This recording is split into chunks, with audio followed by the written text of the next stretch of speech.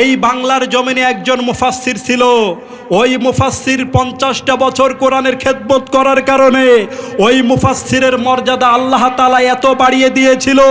ওই মুফাসসিরের জন্য মানুষ জীবন দেয়, ওই মুফাসসিরের জন্য মানুষ রক্ত দেয়, ওই মুফাসসিরের জন্য মানুষ নিজের জীবনটা ওয়াকাতরে আল্লাহর রাস্তায় বিলিয়ে দিয়েছিল। জোরে বলেন ঠিক কিনা? কিন্তু আজকে আমরা দেখতে পাইলাম, আজকে 8-10 মাস হয়ে গেল, আল্লামার হত্যার কিন্তু এখনো বিচার হয় নাই। জোরে বলেন ঠিক কিনা? আজকে সালমান খানের যদি 30 বছর পরে তার যদি বিচার হতে পারে, কিন্তু আল্লামা দেলোয়ার হোসেন সাঈদী তো ছিল কোরআনের পাখি, তার কেন এখনো বিচার হলো না?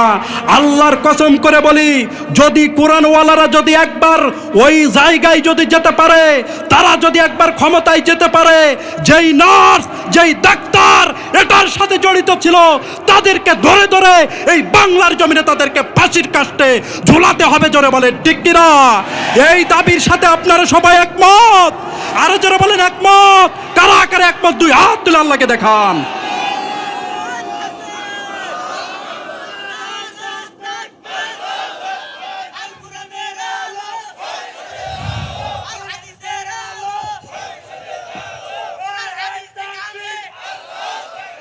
এই জন্য তাফসির মাহফিল বন্ধ করে দিয়ে কোরআনের আওয়াজ বন্ধ করা যাবে না। জোরে বলেন ঠিক কিনা? আমরা মুসলমানের সন্তান হয়ে আমরা কোরআন পারি না, আমরা মুসলমানের সন্তান হয়ে আমরা কোরআন বুঝি না, কিন্তু বিশ্বনবীর জামানাতে বিশ্বনবীর কণ্ঠে কোরআন শোনার জন্য কাফেরেরা পাগল পারা হয়ে যেত। ঠিক কিনা? উকবা, সাইবা, ওয়ালিদ ইবনে মুগিরা, আবু জাহেল বিশ্বনবীর কণ্ঠে কোরআন শোনার জন্য পাগল হয়ে যেত। জানেন না আপনারা? আর যারা বলেন জানেন না, দিনের বেলা পার্লামেন্টের ভিতরে বড় বড় বক্তৃতা দিত।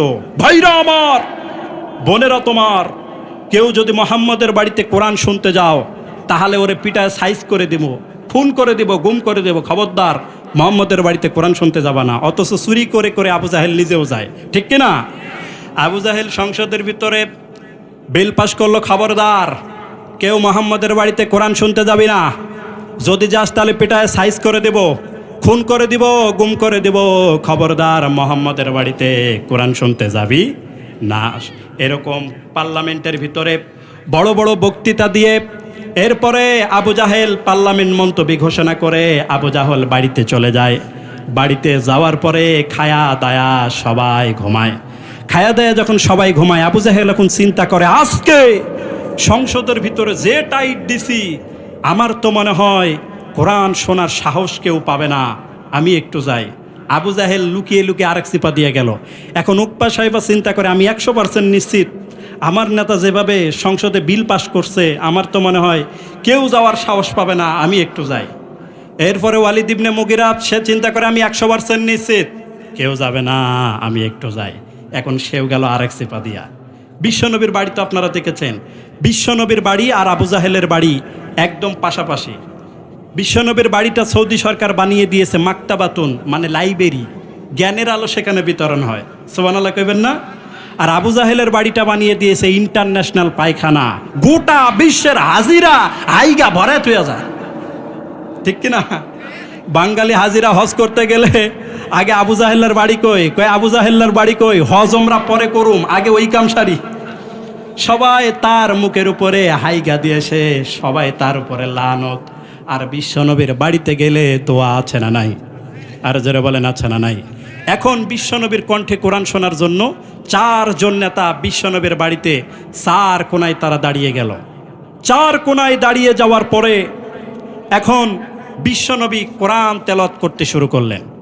বিশ্বনবীর একটা সিস্টেম ছিল, বিশ্বনবীর উপরে 1 সপ্তাহের ভিতরে যত কোরআনের আয়াত নাজিল হতো, বিশ্বনবী এগুলো শোয়ার সময় তেলাওয়াত করতেন। সুবহানাল্লাহ পড়েন। বিশ্বনবী যখন তেলাওয়াত করতে লাগলেন, তেলাওয়াত হঠাৎ স্টপ করার সাথে সাথে 4 জন নেতা মারছে দৌড়। ফিরে আসার রাস্তা কয়টা? একটা। ফিরে আসার রাস্তা যেহেতু একটা, যখন দৌড় মারছে 4 জন নেতা, সবার সাথে সবার দেখা। একটু পরে আবু জাহেল্লা কয়, কিরে ওকবা কই গেছিলি? কয় আমার একটু কাম ছিল। কাম? কয় কিরে সাহেবা তুই কই গেছিলি? কয় আমার একটু কাম ছিল। এরপরে সবাই বলল, আবু জাহেল্লা তুই কি করছিস সেইটা আগে কয় আমারও কাম ছিল। আবু জাহেল ডেকে বলেন, আর এরকম কথা ঘোরাস না। আমরা চারটাই মিলা আমরা একে কাম করছি, আমরা হলাম মক্কার নেতা। আমরা যদি এরকম করি তাহলে জনগণ আমার ঘেরে ডাকবো খেতা। সুতরাং খবরদার আর এরকম করিস না, তওবা কর। এরপরে চারটাই মিলা তওবা করতেছে, আর কোনো দিন মুহাম্মাদের বাড়িতে কোরআন শুনতে যাব। চারটাই মিলা তওবা করার পরে আবু জাহেল এখন কয়, কিরে তুই আইসস কেন? সবাই কয় আবু আন্নে নেতা আন্নে আইসেন কেন, এইটা আগে কন। আবু জাহেল ডেকে বললেন, ঠিক আছে, আগামীকালকে সংসদের ভিতরে এমন কড়া বিল পাশ করব, এই চেতনার সাথে কেউ আসার সুযোগ পাবে না। পরের দিন সকালবেলা আবু জাহেল আবার সংসদে বললেন, ভাইরা আমার, বোনেরা তোমার, মুহাম্মাদের বাড়িতে কেউ যদি কোরআন শুনতে যাও তাহলে তার সমস্ত সম্পদগুলো রাষ্ট্রীয়ভাবে সিজ করে নিয়ে নেওয়া হবে। যত উটের মালিক আছো উটগুলো নিয়ে নেওয়া হবে, যত সম্পত্তির মালিক আছো সেই সম্পত্তিগুলো নিয়ে নেওয়া হবে। সবাই রাজি আছো কিনা? সবাই কয় নেতা আমরা রাজি। আবু জাহেল কয় তাহলে সিগনেচার কয়। সামসেরা কয় নেতা আন্নে আগে করেন, কারণ আপনার তো নিজের গ্যারান্টি নাই। আবু জাহেল সিগনেচার করলো, এরপরে সামসারও সিগনেচার করলো। সিগনেচার দিয়ে এখন সবাই শেষ। এরপরে পার্লামেন্ট মন্তব্য ঘোষণা দিয়ে এরপরে সবাই বাড়ি গিয়ে খায়া দেয়া সবাই ঘুমায়। এখন রাত্রি যখন গভীর হয় আবু জাহেল চিন্তা করে, আজকে তো কেউ আসার কথা না, কারণ যে ভয়ঙ্কর বিল পাশ করেছি, আজকে মুহাম্মদের কণ্ঠের তেলাওয়াত একটু মনোযোগ দিয়ে শুনবো। সুবহানাল্লাহ কইবেন না? এখন আবু জাহেল গেল আরেক সিফা দিয়া। এখন উকবা সাহেবা চিন্তা করছে, আজকে আমাদের নেতা আবু জাহেল যে ভয়ঙ্কর বিল পাশ করেছে, কেউ আসার সুযোগ পাবে না, আমরা দুইজন একটু যাই। ওয়ালিদ ইবনে মুগিরা চিন্তা করে, আমি 1000% নিশ্চিত কেউ তো আসবে না, আমি একটু মুহাম্মদের কণ্ঠের তেলাওয়াত শুনবো। আবার চার নেতা চার কোনায় দাঁড়িয়েছে বিশ্বনবীর কণ্ঠের তেলাওয়াত শোনার জন্য। সুবহানাল্লাহ কইবেন না? ও মিয়া, ওরা কি যেন তেন কণ্ঠ হলে পাগল হয়েছে? ওরা বিশ্বনবীর কণ্ঠের ভিতরে সুরের ঝংকার আল্লাহ তাআলা ঢুকিয়ে দিয়েছিল। জোরে বলেন সুবহানাল্লাহ। তখন এই বিশ্বনবী যখন কোরআনগুলো পড়তে লাগলেন, আয়াতগুলো পড়তে লাগলেন, চার নেতা মজার সুখে তারা তেলাওয়াত শুনতে লাগলো। ইন্ডামিন সময় বিশ্বনবী তেলাওয়াত বন্ধ করলেন, চার নেতা মারছে দৌড়। ফিরে আসার রাস্তা কয়টা? আবার সবার সাথে সবার দেখা। এরপরে সবাই মাথা নিচু করে আছে, এরকম সবাই মাথা নিচু করে আছে। আর ওইদিকে মশার কামড় আছে না নাই? আরো জোরে বলেন, আছে না নাই? একটু পরে আবু জাহেল কয়, কিরে উকবা কই গেছিলি? কয় আমার একটু কাম ছিল মুহাম্মদের বাড়ির সিপায়।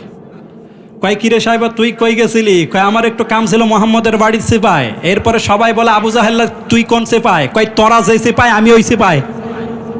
বল তোরা মুহাম্মদের বাড়িতে বল তোরা কি কি করলি? আমরাই নিয়ম বানাই, আমরাই নিয়ম ভাঙি। জোরে বলেন ঠিক কিনা? আবু জাহেল ডেকে বললেন, আর কথা ঘোরাস না, আর এরকম করা যাবে না। এই করো সবাই একলগে ঘুমামু, কেউ যেন মুহাম্মাদের কোরআন শুনতে না পারে। ও মিয়া, বিশ্বনবীর কণ্ঠের ভিতরে রব্বুল আলামিন এত জাদু ঢুকিয়ে দিয়েছিল যে কাফেরেরা তার কণ্ঠের তেলাওয়াত শোনার জন্য তারা পাগল পারা হয়ে যেত। সুবহানাল্লাহ পড়েন। এই কোরআনের বাণী শুনে সাইয়েদনা ওমর ফারুকও পাগল হয়ে গিয়েছে। বিশ্বনবী একবার মক্কার পাদদেশে কোরআন তেলাওয়াত করছেন, বিশ্বনবীর কণ্ঠের তেলাওয়াত শুনে তো সাইয়েদনা ওমর ফারুক অবাক। সাইয়েদনা ওমর ফারুক ডেকে বললেন, এত সুন্দর কবিতা মোহাম্মদ পেল কই? নিশ্চয়ই মোহাম্মদ কবিতা লেখে। কি লেখে? কবিতা লেখে। তখন বিশ্বনবী পড়তে লাগলেন, ওয়ামা হুয়া বিকৌলি শাইরিন কলিলাম মা তুমিনুন। এই আয়াতের অর্থ হচ্ছে, এটা কোনো কবিতার কোনো বানানো কিতাব নয়, ঠিক অল্প সংখ্যক লোকেরাই তোমরা এর উপরে উপদেশ গ্রহণ করো। সাইয়েদনা ওমর ফারুক অবাক, কিরে আমি মনে মনে ভাবলাম মোহাম্মদ কবিতা লেখে, তার মানে আমার ভিতরে কি চলতেছে মোহাম্মদ এটাও জানে। তার মানে মোহাম্মদ গণক, গণকের আরবি কাহেল, গণকের আরবি কি? বিশ্বনবী তো এদিক সেদিক তাকায় না। বিশ্বনবী তখন পড়তে লাগলেন, ওয়ালা হুয়া বিকৌলি কাহিলিন কলিলাম মা তাযাক্কারুন। এই আয়াতের অর্থ হচ্ছে, এটা কোনো গণকের বানানো কিতাব নয়, ঠিক অল্প সংখ্যক লোকেরাই তোমরা উপদেশ গ্রহণ করো। সাইয়েদনা ওমর ফারুক চিন্তা করলেন, কিরে মনে মনে ভাবলাম এটা কবিতা। মোহাম্মদ তেলাওয়াতের মাধ্যমে জবাব দিয়ে দিল এটা কোনো কবিতা না। মনে মনে ভাবলাম মোহাম্মদ গণক, কিন্তু মোহাম্মদ সাথে সাথে জবাব দিয়ে দিল এটা কোনো গণকের বাণী নয়। তাহলে এটা কার বাণী? তখন বিশ্বনবী পড়তে লাগলেন তানজিলুম মির রাব্বিল আলামিন। ওই আসমান জমিন যিনি বানিয়েছেন ওই আল্লাহর বাণী। এই কোরআনটা কার বাণী? সাইয়েদনা ওমর ফারুকের দিলের ভিতরে লাগলেন এক ধাক্কা। সূরা হাক্কা দিয়ে তার দিলের ভিতরে রব্বুল আলামিন একটা ধাক্কা দিলেন।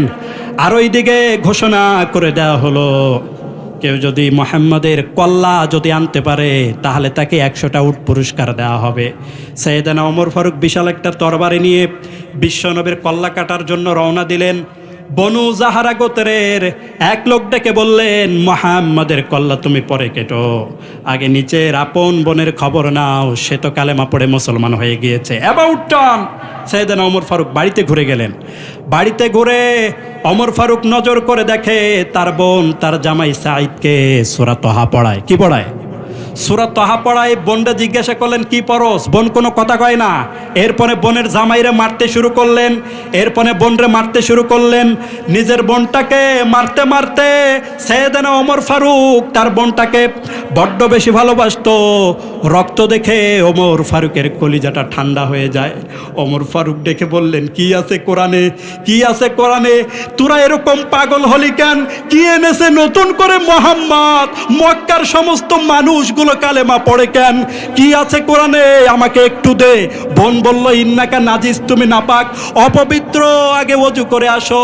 পবিত্র না হওয়া পর্যন্ত কোরআনের আয়াতকে স্পর্শ করা যাবে না। এরপরে সাইয়েদনা ওমর ফারুক ওযু করে আসলেন। ওযু করে এসে তিনি আয়াতগুলো হাতে নিলেন আর পড়তে লাগলেন তহা মা আনজালনা আলাইকাল কুরআনা লিতাশকা। তিনি পড়তে লাগলেন, কত সুন্দর তেলাওয়াত। ফাতেমা অবাক হয়ে যায়, ওমর ফারুক অবাক হয়ে যায়। ডেকে বললেন ও ফাতেমা, মোহাম্মদ কই থাকে? বলে মোহাম্মদ কই থাকে আমার একটু বলো। বলে ভাই আমি তো জানি না, তবে এতটুকু জানি উনি দারুল আরকামের পাদদেশে উনি মানুষকে কোরআন শিক্ষা দেয়। সাইয়েদনা ওমর ফারুক তরবার নিয়ে ছুটতে শুরু করলো। হামজা ডেকে বলল মোহাম্মদ তোমার কল্লা কাটার জন্য ওমর আসতেছে, তাড়াতাড়ি তুমি এখান থেকে পালিয়ে যাও। বিশ্বনবী ডেকে বললেন চাচা আমি কখনো পালাবো না, কারণ আমি 2 সপ্তাহ ধরে দোয়া করে আছি আল্লাহ মক্কার 2 জন পুরুষ, হয় আবু জাহেলকে না হয় ওমরকে, 2 জনের ভিতরে একজনকে আল্লাহ তুমি ইসলামের ছায়াতলে ঢুকায়া দাও। সবাই রাস্তা করে দাও, ওমরকে আসতে দাও। আমি তাহাজ্জুদের নামাজে যেই দোয়া করেছি সেই দোয়াটা মনে হয় আজকে কবুল হতে চলেছে। সবাই রাস্তা করে দিল। সাইয়েদনা ওমর ফারুক আস্তে করে তরবারিটা নিয়ে গেলেন। তরবারিটা নিয়ে গিয়ে তরবারিটা জমিনে আছার মেরে বললেন আশহাদু আন্নাকা রাসূলুল্লাহ, ও আল্লাহর রাসূল আমি সাক্ষ্য দিলাম আল্লাহ ছাড়া কোনো ইলাহা নাই আর আপনি মুহাম্মদ আল্লাহর রাসূল। এই জন্য এই কোরআন আমরা পড়তে আমরা রাজি আছি না নাই? আরো জোরে বলেন রাজি আছে না নাই?